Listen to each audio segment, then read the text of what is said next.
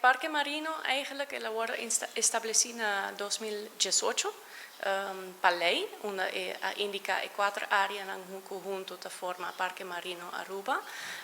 Anto ahora en 2019 se ha traspasado para Fundación Parque Nacional Aruba.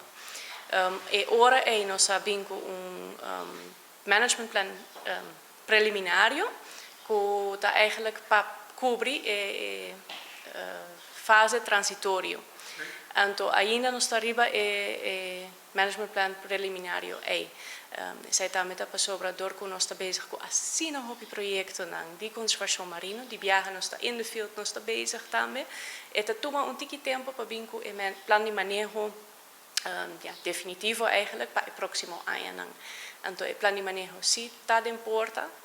Vai vir no começo do ano aqui, onde nós estamos compartilhando com os stakeholders, que contribuem dentro de diferentes fases de stakeholder engagement. Nós temos diferentes aspectos para nós ganhar informação, dar informação para os stakeholders, e pescador, e turismo, e outro ambientalista de conservação de natureza, governo, e handhavers também, todo envolvido em stakeholder engagement, de diferentes formas, nós fazemos encuesta, nós fazemos também SWOT analysis workshop, zoning and regulations workshop, então toda a informação é usada para o manejo do parque marino.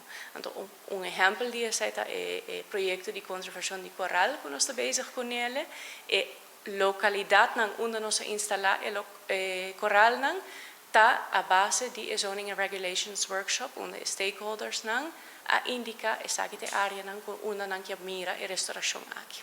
Para pesca, dentro da lei de parque marino está pone que tem a opção de permitir pesca solamente se é de uma forma sustentável. Se é algo muito importante onde nós fazemos a afweging, então tem a pesca.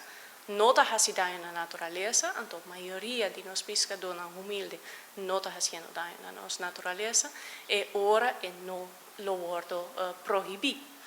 Pero é muito importante para manter e regular para o dano está mínimo, ou eigenlijk não tem dano, para está sustentável. É muito importante para nos informar pueblo e comunidade em geral devidamente, então pensei também grande parte de promover eigenlijk lançamento ou start de Parque Marino, também está awareness campaigns, incluindo barge, mas também diferentes maneiras de acercar a comunidade para criar mais e mais informação.